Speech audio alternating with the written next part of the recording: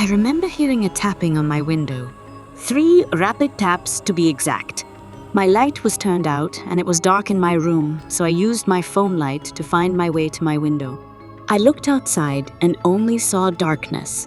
Nothing was there. I went back to bed and crawled under my covers. Tap, tap, tap, tap.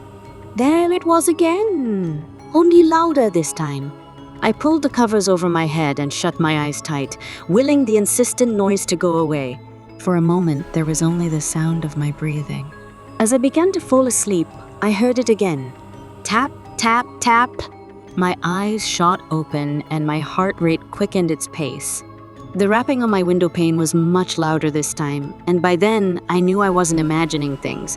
I ignored the tapping, but I was sure whoever or whatever was tapping on my window could hear my heart beating out of my chest. I plugged in my headphones, played some music, and shut my eyes tight. Eventually, sleep overtook me. Bang, bang, bang! I awoke with a start at the sound of aggressive banging at my window, loud enough to shake the glass in its frame. I looked at my alarm clock. It read 3:26 I started to sweat and my heartbeat grew louder and louder. I was sure my heart was going to beat straight out of my chest. I got out of bed shakily and wrapped my blanket around my shoulders. I left my room and walked down the hall to the living room. I laid down on the couch and got comfortable under the blanket. Right as I lay down, I heard it. The howl was low and deep. It lasted for about 30 seconds and then stopped, but I could have sworn I was still hearing it, echoing in my mind. I sat up and peeked through the window behind my couch. I quickly covered my mouth to hold in my scream.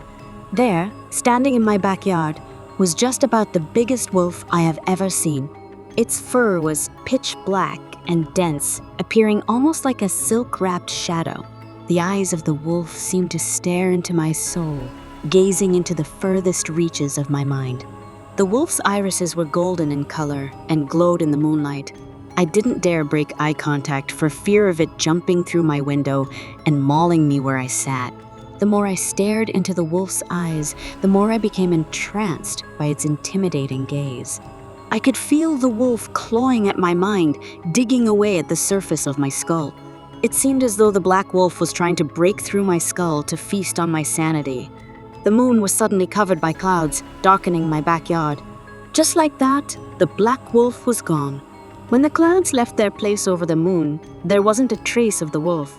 It was as if it had just disappeared, fading away with the darkness. I can't remember when I fell asleep after that, but I do know nothing else happened until the next morning. I asked my mom if she heard the howling, to which she replied, No, sweetie. I didn't hear anything last night. I slept like a baby. The day went along normally. I went to school as I would on any weekday, and it was uneventful, to say the least. It was later that night while I was in bed that I heard the howling outside my window. It seemed to go on for hours before I finally fell asleep. The next day was the same. Uneventful.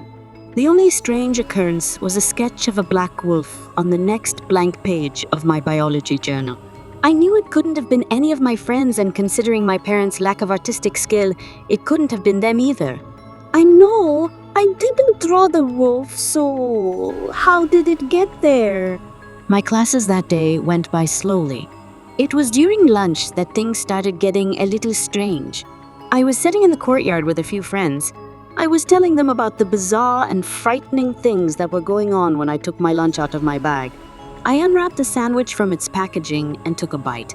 It tasted god-awful, and I instantly felt a squirming sensation in my mouth. I looked down at my sandwich, and I became horrified at the sight. Between the 2 slices of bread wasn't lunch meat like I thought. Raw meat with a rancid smell that told me it was obviously rotten filled my nose. That wasn't all. In my rotten raw meat sandwich were squirming, fat maggots. I got up and ran to the trash can, throwing up the contents of my stomach and spitting out the rotten flesh and maggots.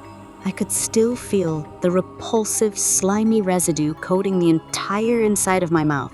I could still taste the mixed recipe of vomit, rancid flesh, and greasy maggots on my tongue. I ran back inside the school, ignoring my friends calling to me. I burst through the door of the girls' restroom and hunched myself over the sink, crying like a baby. I must have washed my mouth out with soapy water 1,000 times before my school's assistant principal walked into the restroom and put her hand on my shoulder. Maria, are you okay, sweetie? She asked with a calming yet concerned tone. I shook my head frantically and felt ready to throw up again. The assistant principal led me out of the girls' restroom, and I noticed my friends standing outside with worried looks on their faces. I walked with her all the way to her office, still crying. Once I stepped inside her office, I sat down in the chair across from her desk, and slowly the tears stopped running down my cheeks. The assistant principal sat across from me and began to speak. Maria, dear, do you want to talk about what happened at lunch? Oh! I sniffled and rubbed my eye, staying silent.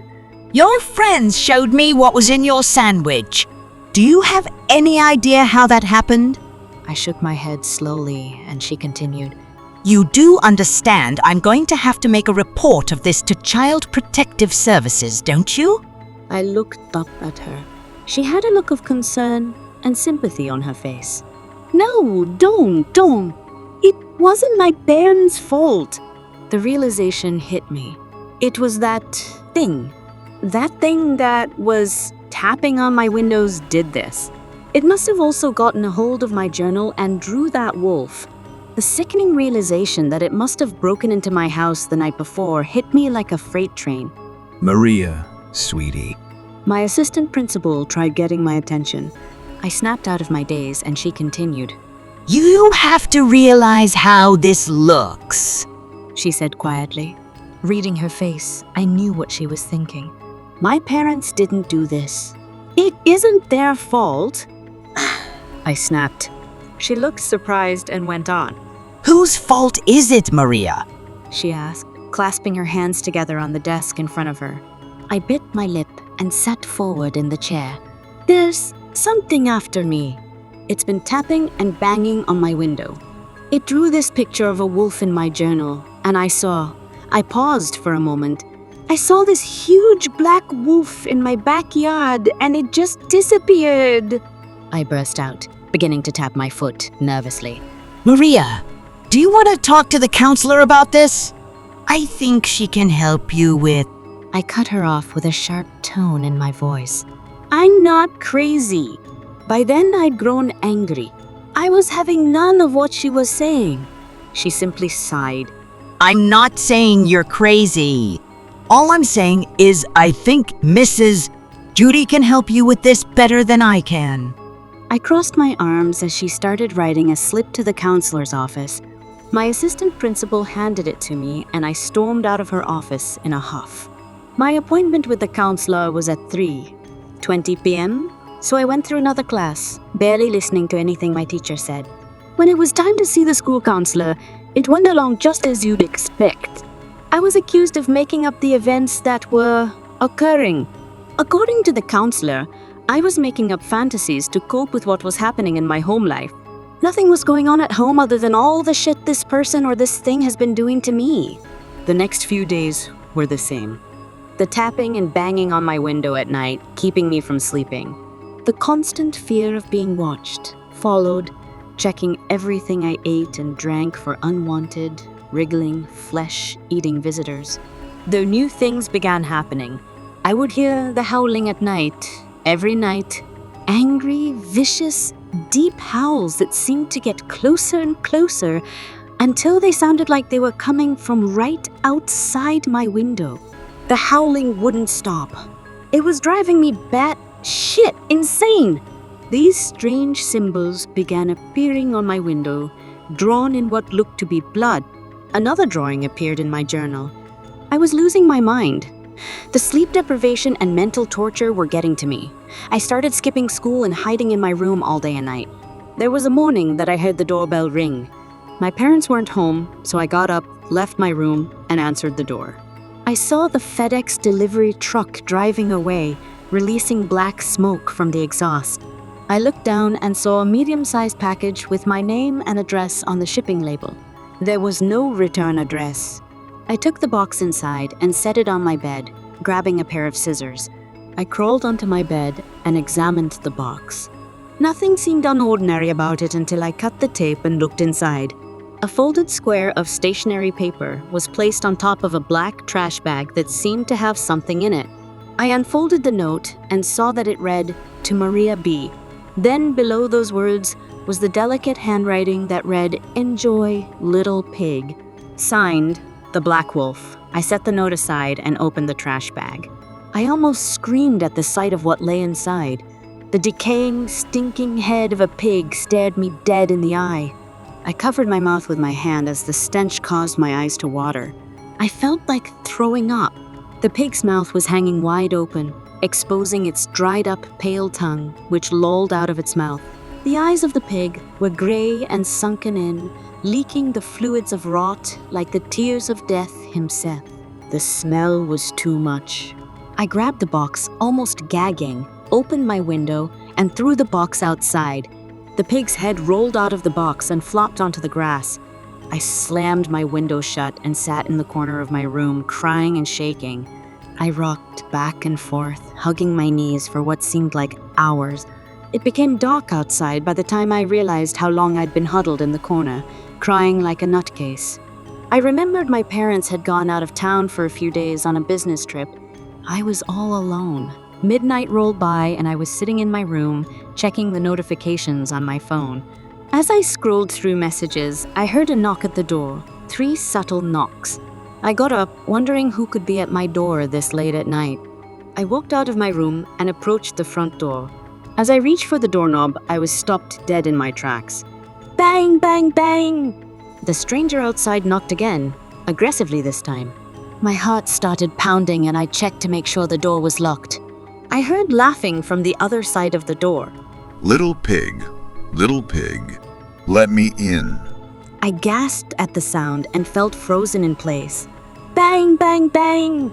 I heard the banging on the door again, then all was quiet. I backed up a few steps, my heart pounding out of my chest. Suddenly the door burst open. They kicked the door open. Oh my God, I'm going to die, I thought to myself. I couldn't make a sound. I fell back on my ass and stared wide-eyed at the figure that stood looming in the doorway. It was like a living shadow.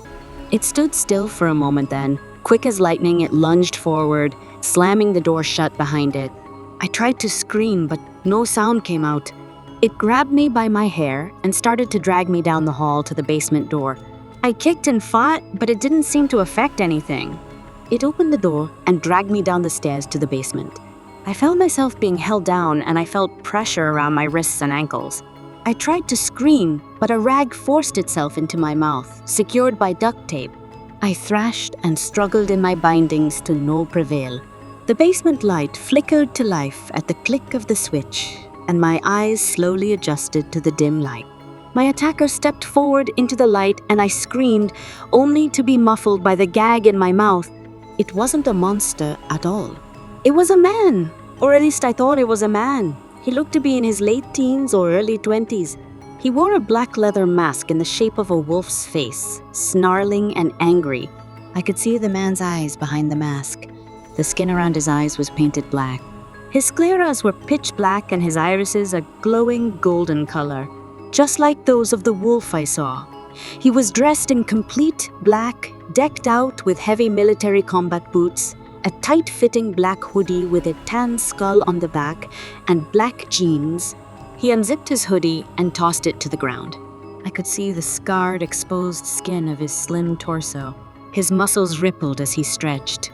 Little pig, tell me, are you scared of me? The big bad wolf. His voice was deep and had a slight rumble to it, like a wolf's growl. He seemed cocky and bold. I was crying again by then and shaking uncontrollably. I whimpered behind the gag. You should be. He laughed sadistically and stepped closer to me. You don't remember me, do you? He asked, stepping even closer until his tall figure loomed over me. He looked to at least be 6 foot.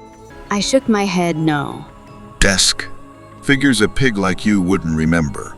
Like a sheep in the flock. This isn't personal or anything of the sort. You simply endangered my research, so I'm endangering your life. My eyes widened and I pulled at the ropes. They only tightened more around my wrists and ankles. You're a disgusting little pig. You need to learn your lesson. I whimpered at the menacing tone in his voice. The man in the black wolf mask lunged forward and grabbed my wrist, which was tied to the arm of the chair. I tried to call for help to no prevail. This little piggy went to the woods. He grabbed my pointer finger and snapped it. I saw a flash of white and pain shot up my arm. He gripped my middle finger. This little piggy stayed home. I heard my finger break as he snapped the bone. My screams and pleas sounded like a wailing, injured animal blocked by the gag. He moved on to the next finger.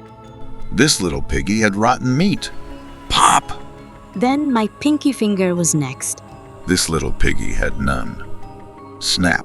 He moved to my thumb. I shook my head rapidly, desperately trying to beg for him to stop. He removed the duct tape and rag from my mouth. I gasped for air, and before I could say anything, he chimed in with a sweet, sadistic tone to his deep voice.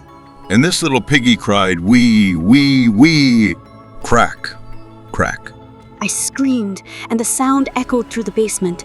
In a flash, he shoved the gag back in my mouth and sealed my lips with the duct tape. Ah, what a wondrous sound!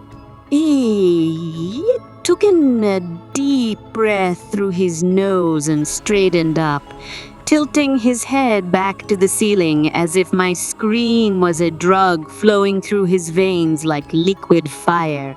I saw a portion of his face just beneath the mask. His smile widened, revealing sharp, pointed canines. I noticed then that his hair was shaved on one side and black in color. His ears were pointed like that of a wolf's. To this day, I still have vivid memories of this self-centered son of a bitch showing the entire class my research journal, even reading some of it out loud as well, word for fucking word. I looked like a fool. It was only the second day of freshman year. Everybody thought I was a freak. She thinks I would forget about that? She ruined all 3 years of my fucking high school experience. Oh, but of course, that little snickering pig would forgotten. She had it easy, so fucking easy. The bitch is lucky I dropped out. If I hadn't, she would have never heard the end of it the minute the bell rings on the last day of senior year. Not like it matters now. All of her bones will be broken soon enough anyways. The masked madman was deep in thought. I was hyperventilating, nearly struggling to breathe as I felt the duct tape on my lips tighten each time I inhale. He has to get caught. He will. Has to get caught. I continuously tried to convince myself that everything would be okay. My thoughts were running faster than wolves chasing after their next meal. My eyes began to pace around the room. I didn't know where to look anymore. He's going to get caught, right? No way he can get away with this. Fingerprints? He'd leave fingerprints behind. I suddenly gained a bit of hope until I glanced over at the man. God fucking damn it! I noticed he was wearing black military gloves. He walked towards me slowly. I could hear the footsteps of his combat boots getting closer. I squinted my eyes, eventually shutting them completely to avoid taking one more look at that mask. That damn mask. Frightened so soon, little pig? The fun is just beginning. I whined quietly, but my cries were muffled by the tape. There was no use in yelling any longer. No one heard me. At this point, they never will. He stepped forward and stood right in front of me. I tried to squirm. I couldn't take it. Just fucking looking at him. He pushed the chair down and I fell to the concrete floor. My knees burned like hell. I felt warm tears run down my face as I immediately heard a thump and my chair was suddenly pushed back to its original position. Oh, little pig! You little pig! He yelled, grabbing something from his back pocket. I felt my heartbeat racing. My chest felt heavy. My cheeks felt so hot I could swear it felt like hot irons being pressed on my face. I could feel the fear physically and mentally. He pulled out a lighter. This was it. My final moments. He sparked the lighter, and the light of the flame reflected on his dark leather mask. He brought it closer to me as I began to close my eyes tightly again. I felt a sharp pain on my forearm, and I whimpered in agony. I suddenly felt the ropes around my left ankle loosen and rip. I kicked out, and the tip of my foot hit his chin. He let out a loud sigh, unfazed as I heard him spark the lighter again. Bullshit. I thought to myself, did you think you yourself would get away from me? The Black Wolf? He laughed, louder than any time he'd laughed before. I felt the heavy heat of the flame touch the tip of my toes as I attempted to squirm, failing miserably. Tears ran down my face quickly. My eyes opened slowly. I saw him stand up and grab something off the nearest shelf. He was pacing around. My, is little piggy scared? Boo! Hoo! Too bad you can't squeal for help. He began to chuckle. Little pig, little pig. Let's begin. I noticed that he'd gotten a switchblade from the shelf. I didn't want to die like this. I never thought I would die like this. I began remembering all those childhood memories of mine until it came to me. I know who this person is, or rather who they were. I remember him. I remember what I did freshman year of high school. The rush of guilt was heavier than the weight of anxiety I got every time I looked at this guy's mask. The guy who'd been abused by his mom his whole life or something. I was so lost in thought. I finally snapped out of it by the painful feeling. I was being cut in the arm. It felt like the knife just cut through every bit of flesh like butter, which then led to the inevitable bleeding. I've never seen so much blood before. I passed out cold. I was awoken by a door slamming. I was untied from the chair. I was no longer restrained. I ran over to my cell phone and called my parents. They rushed home, and when they came, they called the cops. They didn't believe me. This couldn't be happening. They actually thought I did all that to myself. No. He can't get away with this. How did he cover his tracks so well? What even? I felt like I was going to snap. I went through so much of this just to be told it was self-injury. I snapped. You fucking morons know nothing about me if you think I'd do something like this to myself. The officers restrained me and walked me to the car. Don't worry, ma'am. We are gonna put you somewhere where you can get better, okay?